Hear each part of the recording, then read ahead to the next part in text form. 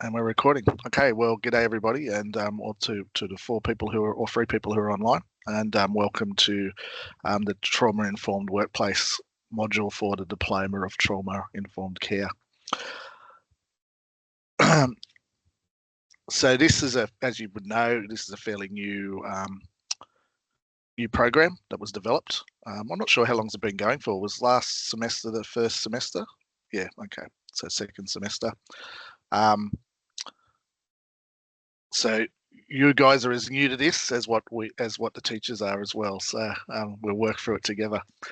So why do we study? I guess. Oh, sorry. I probably should start off by saying who I am. That would be nice. Yeah. So I'm Mark Knight. So I'll be your facilitator for the next 12 weeks. I have worked for TAFE for 20 years. They told me I received as a casual for a certificate in the mail last week. I have a background in a number of different areas, mainly within government, but with community services government. So, with health, facts, docs, whatever you want to call them in New South Wales, community corrections, and a few other bits and pieces along the way. I also teach on the Bachelor of Community Services as well. So I teach sociology and lifespan development and psychology and case management on that particular course. Social worker by profession, but currently work in a different role. So I work still within the health role as a primary job, and my main role in that job is privacy. So I'm a privacy manager in a large health district in the area. Why are we going to study this subject? Trauma-informed care in the workplace is really important, and it's important in two aspects. One is about us as workers, or the organisation providing us as workers knowledge around sure that the way that our organisation is structured, that we are not contributing to further trauma. And the second branch of that is the organisation making sure that the workers are also protected from vicarious trauma and the like, so that they don't experience trauma from the workplace. All workplaces, we sort of often we often just think about workplaces, within community services and the like, as places where trauma exists and that we're going to be working with people with trauma. The reality is it's right across our community. So if you think about people that are involved in natural disasters, members of the community in natural disasters, when they have to speak to insurance companies and builders and things like that, they're actually they're experiencing trauma. And so all organisations should be aware of trauma and prepare their workforce to deal with that trauma, and also make sure that the structures in place are not contributing to further trauma. So it's too easy to sort of just say, trauma exists just in sort of one industry, or working with trauma people have experienced trauma just works in one industry. It's not. It's across the board in our community in all industries. The reason that we're going to study this subject is that there is a high prevalence of re-traumatization. So many individuals who engage with community services and healthcare experience re-traumatization. And that's often due to unrecognised underlying trauma. So sometimes we don't know that people have suffered trauma, and we don't ask the right questions, and we actually we contribute to that re-traumatization. Trauma-informed care is a key principle. So it recognises the potential for trauma in all individuals and communities, like I was talking about just before. So it's a key principle of what we need to think about. And it shifts organisation and workplace culture to a trauma-informed, recovery-orientated framework. It's about workplace integration skills and developments. So it's about what can we do? What can an organisation do to develop skills to apply those trauma-informed frameworks for its staff, and how we focus on minimising re-traumatisation and vicarious trauma. And we'll also look at ethics and legislative considerations. So understanding the legal and ethical responsibilities we have in service delivery, and advocating for social, national, and political reform. So we will look at advocacy and the like towards the end of the 12 weeks, and one of your assessments involves doing a bit of a bit of a project on that, I suppose. So what I'm going to do now is just stop sharing the PowerPoint for a minute because I want to actually take you to the Moodle. So let me go back here and just, oopsie.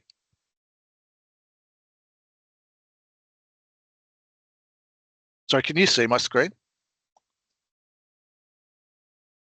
All I can see is subject homepage. Yeah, okay, you can still see them. That's all right.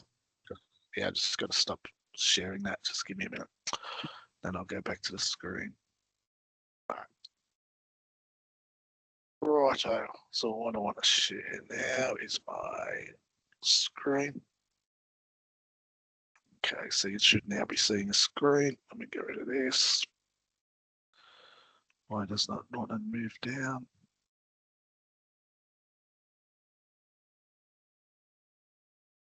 All right, so you should be able to see the subject homepage now. So that's our subject homepage. Okay, it's where everything happens. If you studied last semester, you'll be somewhat familiar with the Moodle layout and the framework of the Moodle. What I want to just show you is a few things in here that are important. So I'm just bringing my other page up.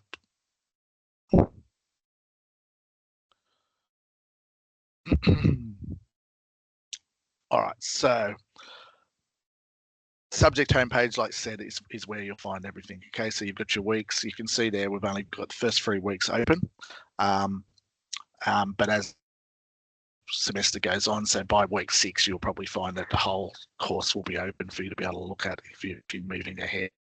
So, but the main thing is for the first 3 weeks is just to sort of get into a groove and start getting yourself back into the study mode after having a little bit of time off.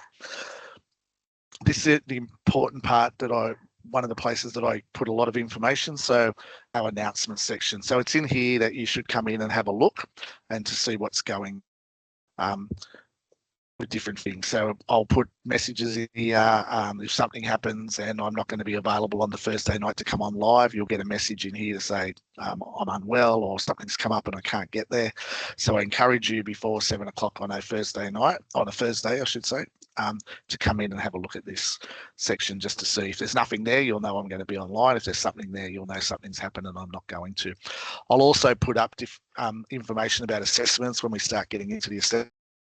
I might put, answers to questions. So if one contacts me with a question, it's something that's not personal, it's actually a question related to the course content, and I think that it's relevant for everyone, then I will I'll not only answer you by email, but then I will put the answer or the question and the answer into here so that everybody has the same information. So really important place to come and have a look at what's going on. In terms of where you'll find recordings, so there's 17 people enrolled in the course. I know that it won't be 17 people online each week. So where do you go and get the information that you want to know if you want to rewatch the recording? Okay, so it will always be in the announcement section, and also it will be in I will post it up in the Teams section here. So in our question section, sorry, not our question section, I'll start a post and I'll say, here's the link to this week's content. Okay.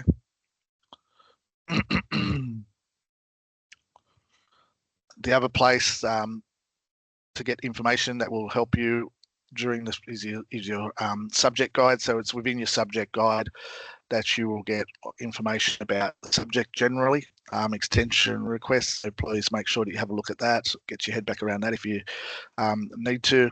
Submission requirements for the late extensions. So you'll find here details 1 to 4. That'll give you the full details of your assessment. So there's actually 4 assessments. The first one is a quiz, which is due fairly early in the piece, and then the next ones are a case study, and then another case study, and then finally the advocacy plan for social change. Okay, so we will talk more about them as the semester goes on and they get closer. There's no point sort of going into them now. We don't have a textbook But what I would suggest to you is that there's a particular document, which I'm just going to go back to my PowerPoint now. So sorry, the LibGuide will have references there, the information that will be relevant to you. It also will provide you with some suggestions for different things. So always use your LibGuide.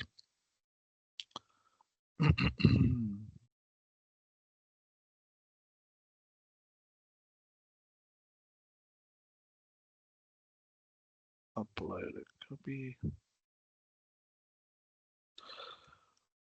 All right. Hi, Megan. Just while that's loading.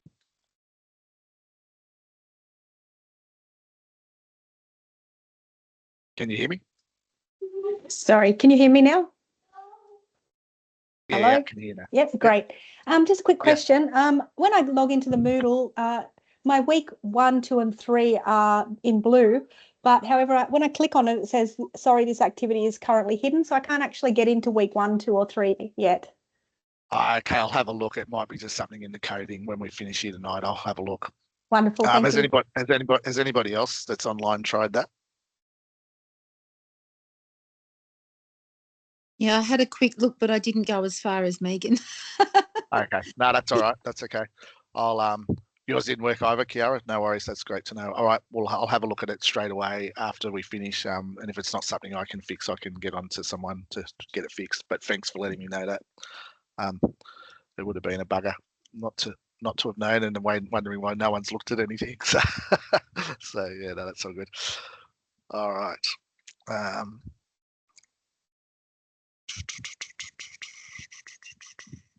Okay, so there's no textbooks as such, but that particular document is from the Blue Knot Foundation, Organisational Guidelines for Trauma-Informed Service Delivery. It's in your LibGuide, so you can access it there. It's probably a good one to keep hold of. One of the assessments is based on some of the information that's in that book. Online learning community. So you guys, you were in last year. Last year. You know what's involved. You know, technology is important. It's part of it. It allows us to do things like I've done all my higher education has been done via remote learning. Even back in my undergrad degree was done by before really technology was doing much. I used to get like big lumps of books sent to me with readings and the like in them. And then when I did my masters, it was a bit different. It was a bit like this. So it allows us to be able to study when other things are happening in our lives and we can't get to campuses to do it. So it's really important, but it's still important to have connection in your group. So how you get that connection is lots of different ways. It's about participating in the forums, answering the questions, commenting on other people's posts. There's all that, and some students at different times in other subjects that I've taught, they will create their own little groups of things. So they might have a WhatsApp group where they all communicate about assessments and things like that. You can also use Teams to create a group. If you know that someone lives in your area, you may just touch base with them, or there might be a few of you in the same area that you can touch base with. Expectations, the same as what they would have been last year. When I've just pretty well spoken about all of them. Reach out for support. Okay, just go back to that. That's really important. Things pop up in our lives that make it difficult for us to get things done or to study. So make sure that you reach out for support as you need it. Don't leave it till it's too late. Okay, there's always ways we can try to work with you if we know, in particular, but it's better if we know early rather than later. So Jane, who's part of our faculty, she can help organise study plans and things like that. If you start, there's personal things happen that make it difficult for you to study. Academic integrity. So if you haven't, most of you probably have already completed the integrity module. If you haven't, you need to complete that. Please make sure that you're referencing correctly. Okay, so use the information that we have. There's a link to that. I'll post this PowerPoint up later on, but there's a link to that there. It's a guide to referencing. Please make sure that you reference. AI, AI, thing of the future, currently something and thing of the future, and everyone's still working out how do we use AI within the workplace, how do we use AI in academic work. At the moment, it's pretty restrictive of what we can use AI for. What we do say is this little infographic, everything above the arrow is pretty well, you shouldn't be using AI to do your assessments, basically. So you can't ask it to write it and then you tweak it. You can't ask for pick out the best parts. You can't put your finished assessment in and say, can you give me some critique on it, and then change it to what it says. Okay, that's not technically is not allowed and could be looked at as academic misconduct. Anything down below the line, or from the line down, is acceptable. So it could coach you through the process. And what do we mean by that is that you might ask it for you might brainstorm, you might ask for some help when you get stuck, you might ask for assistance with some researching, but then you write it yourself. Like I said, brainstorming, but you do at the end, your actual assessment should be done by you. Okay, so it should be completed by you.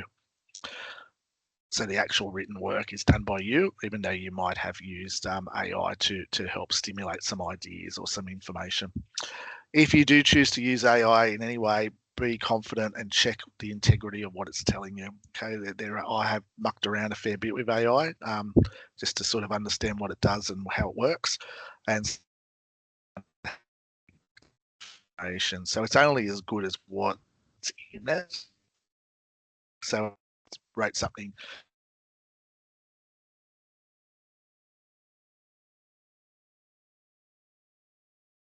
Back for I was gone then for a minute. Yeah, so it's only as good as what it actually goes into it. So be wary of it. Don't rely on it, because really, academic study is about learning. Okay, so this is about learning. It's about being able to look at different points of view and think about what's my opinion today and what's it based on, and what have I now learned that changes that opinion, reinforces the opinion, and how do I support that through my study via the use of quality research, being journal articles, textbook information, stuff that's credible. So that's really why you're studying. If we wanted to just use AI to do the assessment for us, so we get a piece of paper, but then we've got to still go out and do the work, and we've still got to go out and understand what we're talking about. So it's not particularly necessarily great for improving your knowledge. Just as a sort of final type thing is you're now a student. Of course, you already know that, but sometimes our families don't understand that things happen. Like my daughter, for the first time in a long time, has gone back to study. That meant we used to have dinner as a family on a Thursday night. She'd come over with the kids. We've had to change that because she needs time to study now. So things change and we have to adapt to it. And if we need to let people around us know about that. Find somewhere to study that's nice and quiet for you, or that works for you. I know how difficult that can be, particularly if you've got kids. As I said, I've done all study via remote. About tools that you can use. You might create your own timetable, an assessment planner. I have basically a Word document that I create at the beginning of the semester, sometimes at the end of the semester for the next semester, which basically has my subjects, the nights that I'm doing them on, the times, when the assessments are due. So it's just a quick thing that I can look at and know what's going on. Think about your mental health. Okay, so mental health, we're doing trauma-informed care, which is part of thinking about mental health. It's about looking at, and that's about looking after yourself. So don't think about if you're putting yourself under pressure, what's going on there? Why is that happening? What do I need to do to change that? So just consider all those things. Ask for help. So ask me for help. Talk to me. I have some capacity at times to come online outside of the normal time than when we meet. I can meet people as in groups as well, so it doesn't necessarily have to be one-on-one. It can be a few people if other people have got similar concerns or want to talk about something. As I said earlier, talk to your other students, reach out, try to develop that support network, and TAFE offers a lot of support services if you require them. How do you contact me? So the easiest way to contact me will be through email. So that's my email address. If you can't get it, you can also just contact me as a direct message through Teams as well. Okay. So I have Teams on my phone and my iPad. So if during the day I might see it, but I might not always respond to you straight away. So just keep in mind. But I will generally try to respond within 24 hours. If don't respond within 24 hours, just send me a reminder message. I won't be offended. It could mean two things. One, that I've totally missed it, or I've seen it and I've distracted and I forgot to get back to you. So I won't be offended if you say, Mark, I'm still waiting for you to contact me. So please do that. You know what emails like? Sometimes you get 100 of them and your most important one. All right, so that's really what we're looking at for the next 12 weeks. It's first time around for me as well. So I will be learning together and looking to tweak if we need to. So as we go through the content, if you find things that don't seem right or seem a bit weird, let me know, because that's how that sort of feedback is how we improve things moving forward. Just finally, be prepared to, I always say to people, be prepared to have an opinion and change that opinion, because you will learn other things. Be respectful. So everyone is entitled to an opinion, but be respectful in how you answer them, and whether it be within this forum or whether it be online, please be respectful. So that's about all from me for tonight. Does anybody else, or the 3 people online, anyone have any questions or any pressing issues you wanted to bring up? Mark, it's Megan again. Yeah. I just wanted to let you know that your teacher profile on the Moodle, your email address doesn't have the 1 in it. It just says cool. Mark Knight at TAFE. Just in case someone else tries to email you, they'll get someone. Yeah, it'll go. That would have gone to someone, but it'll be the wrong person. No worries. No worries. I'll fix that up too. No, that's what we need today. So where there's things that are wrong like that. So thanks for that, Megan. All right, no worries. So next week we'll kick off. We'll get a chance to probably get to know everybody a bit better. I think one of the activities for next week is just to sort of let us know who you are and what you're doing. So it'd be really good if everyone fills that in. So that gives me a bit of an idea of what my cohort looks like, because that's always important as well. All right, guys. Well, enjoy the rest of your week, and I will see you all this time next week. Bye for now, Liz. See you, Kim, Kiara.